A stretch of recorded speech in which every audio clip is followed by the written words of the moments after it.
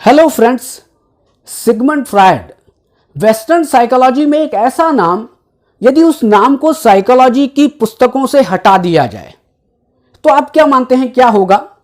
मैं ऐसा मानता हूं कि अगर सिगमंड फ्रायड को साइकोलॉजी की हिस्ट्री से, साइकोलॉजी की बुक से या साइकोलॉजी के करिकुलम से हटा दिया जाए तो साइकोलॉजी बहुत ही हल्की हो जाएगी।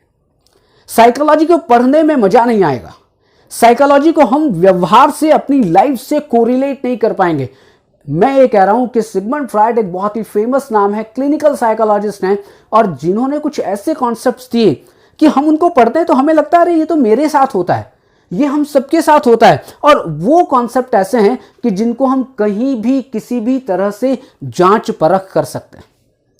आज सिगमंड फ्रायड की बात क्यों कर रहा हूं? क्योंकि आज मैं उन्हीं की थ्योरी का एक कॉन्सेप्ट लेकर आया हूं, और उस कॉन्सेप्ट का नाम है इंस्टिंक्ट, या जिसको उन्होंने कहा यह मूल प्रवृत्ति है। वैसे तो इंस्टिंक्ट के ऊपर बहुत सारे साइकोलॉजिस्ट ने अपने अपने विचार दिए हैं, लेकिन आज हम केवल और केवल सिगमंड फ्रायड की बात करने वाले हैं। सिगमंड फ्रायड इंस्टिंक्ट के बारे में कहते हैं कि इंस्टिंक्ट एक इनेट बायोलॉजिकल एक्साइटेशन है। इसका मतलब क्या हुआ कि यह जन्मजात शारीरिक उत्तेजना है और जो हमारे सभी व्यवहार को निर्धारित करती है। अगर मैं आपके सामने पढ़ा रहा हूं, मैं कुछ बात कर रहा हूं, आप मेरी बात सुन रहे हैं, या मेरे द्वारा या आपके द्वारा कोई भी व्यवहार किया जा रहा है, वो बिना इंस्टिंक्ट के नहीं हो सकता। वो क्यों नहीं हो सकता? कि पहले ही उन्होंने कहा कि यह जन्मजात शारीरिक उत्तेजना है, कि भाई साहब आपके अंदर है ही है। वो उत्तेजना ऐसी है जो आपसे काम करवा रही है। अगर वो उस उत्तेजना को आप बाहर निकाल दें तो फिर फ्रायड ये कहता है कि आप कोई काम कर नहीं सकते, क्योंकि आपके व्यवहार को निर्धारित करने वाली जो फोर्स है, कि आपके व्यवहार को निर्धारित करने वाली जो ऊर्जा है, वो क्या है? वो है आपकी इंस्टिंक्ट। क्यों? क्योंकि वो इनेट बायोलॉजिकल एक्साइटेशन है, जन्मजात आपके अंदर शारीरिक उत्तेजना है।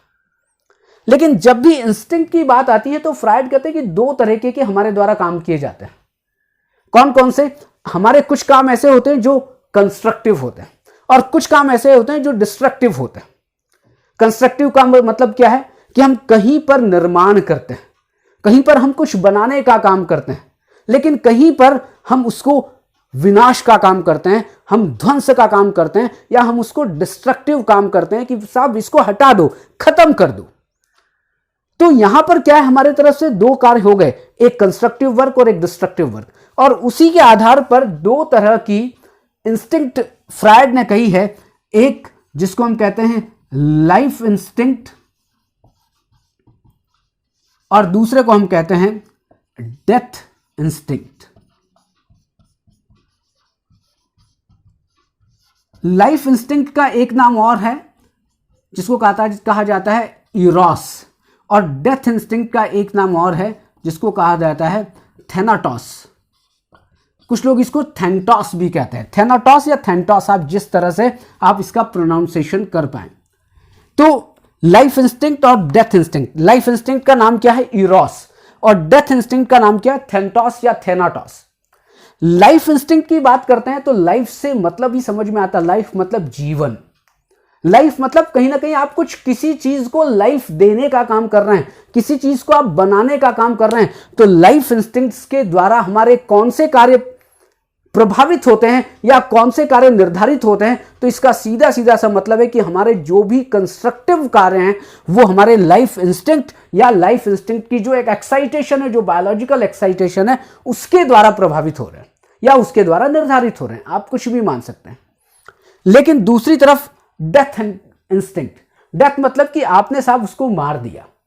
तो डेथ इंस्टिंक्ट में उन कार्यों का या उन व्यवहारों का निर्धारण हो रहा है कि जिनका नेचर डिस्ट्रक्टिव है, जिनका नेचर ध्वंसकारी है, जिनका नेचर विनाशकारी है, और जो ऐसे नेचर वाले हैं जो कि विध्वंसकारी हैं। दो तरीके की चीजें हो गई। लाइफ इंस्टिंक्ट का संबंध किससे है? कंस्ट्रक्टिव वर्क से है, और डेथ इंस्टिंक्ट का संबंध किससे है? डिस्ट्रक्टिव वर्क से। लेकिन हम लोग जो हम बात कर रहे हैं या हम जो भी हम व्यवहार कर रहे हैं, जो सामान्य व्यक्ति होता है उसमें दोनों तरह की इंस्टिंक्ट काम करती है। हमारे और आपके हर एक व्यवहार में दोनों तरह की इंस्टिंक्ट काम कर रही है।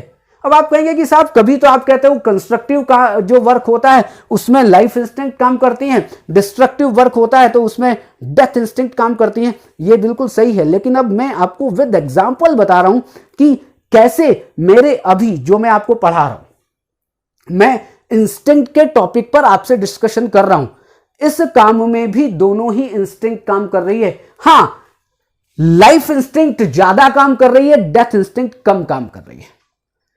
हमारे अधिकांश कामों में लाइफ इंस्टिंक्ट का रोल ज्यादा होता है, डेथ इंस्टिंक्ट का रोल थोड़ा सा कम होता है। आप कहेंगे कैसे?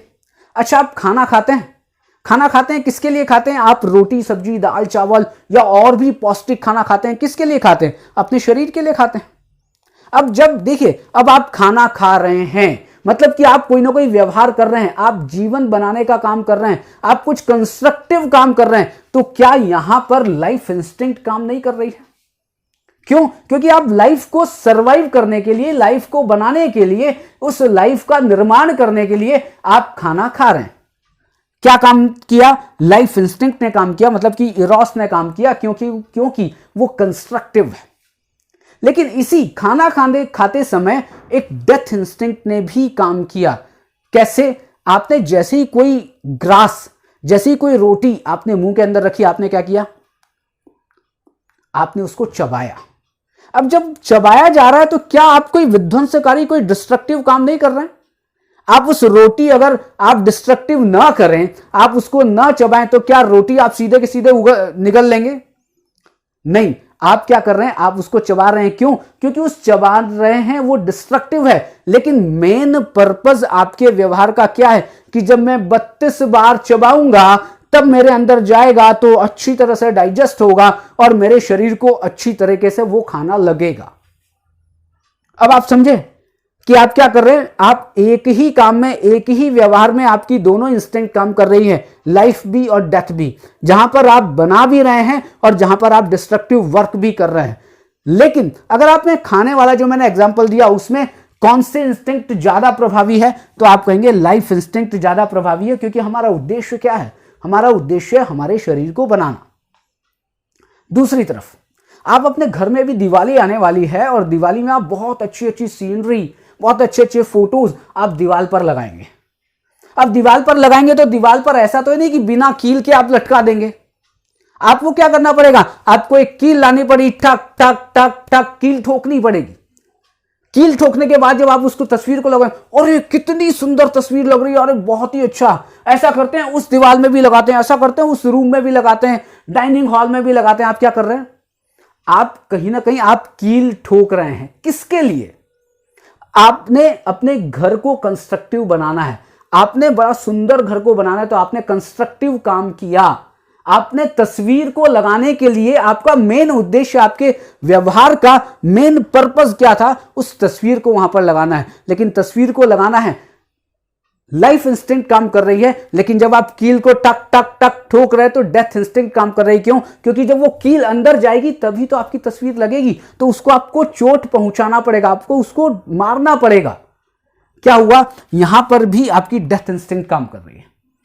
अब यहां आप कुछ भी आप देख लें, अब आप कहें कि साहब आप पढ़ा रहे हैं तो इसमें कौन सी डेथ इंस्टिंक्ट काम कर रही है? ठीक है, यहां भी डेथ इंस्टिंक्ट में आपको फिर एग्जांपल देता हूं कि मैं पढ़ा रहा हूं, मैं अभी बोल रहा हूं, तो कहीं ना कहीं जब मैं बोल रहा हूं तो किसी भी तरीके से मेरे जो बॉडी रिएक्शंस हैं, जो मेरे फेशियल एक्सप्रेशन है, जो मैं जिस तरह से मैं अपने गले को यूज कर रहा हूं, जिस तरह से मैं अपने मुंह को यूज कर रहा हूं, तो मैं कुछ डिस्ट्रक्टिव करने की कोशिश कर रहा हूं। लेकिन मेरा मेन पर्पस क्या है? मेन पर्पस है मैं अपने जो भी टॉपिक है उसको मैं बहुत अच्छी तरीके से आपके सामने प्रेजेंट करूं। अब बताइए यहां पर मेरा पर्पस क्या है? कंस्ट्रक्टिव है। मैं आपको समझाना चाहता हूं किसके बारे में? वो समझाना चाहता हूं इंस्टिंक्ट के बारे में। मैं यहां पर लिखता हूं, अब लिखता हूं तो क्या होगा? मुझे कुछ, मैं हल्के हाथों से लिखूंगा तो क्या यहां पर दिखाई देगा? नहीं, मुझे थोड़ा सा अपने हाथ को दबाना पड़ेगा, मतलब कुछ डिस्ट्रक्टिव कुछ काम करना पड़ेगा, तब यहां पर लिखावट दिखाई देगी। लेकिन मैं उसको दबा रहा हूं तो ये इसकी जो नोक है, ये जो इसकी नोक दिखाई दे रही है, उसमें कुछ तो डिस्ट्रक्टिव काम हो रहा है। लेकिन मेन पर्पस क्या है? मेन पर्पस फिर वही है कि मैं यहां पर लिखना चाहता हूं, तो मेरे हर काम में एक संतुलन होता है। आपके हर एक व्यवहार में एक संतुलन होता है। किस चीज का? लाइफ इंस्टिंक्ट का और डेथ इंस्टिंक्ट का। लेकिन हमारे ज्यादातर कामों में हम क्या कर रहे हैं? लाइफ इंस्टिंक्ट ज्यादा प्रधान होती है। लेकिन दूसरी तरफ आप बात कर लें, अब दूसरी तरफ अगर आप कहें कि आप यहां पर एक फुटबॉल रखी हुई है और फुटबॉल को आपको मारना है, तो आपको क्या करना पड़ेगा? अपने पैर से पूरा मारना पड़ेगा। अब मारना पड़ेगा, वहां पर देखिए, अगर वहां पर कौन सी इंस्टिंक्ट बेसिकली काम कर रही है? वहां पर डेथ इंस्टिंक्ट काम कर रही है।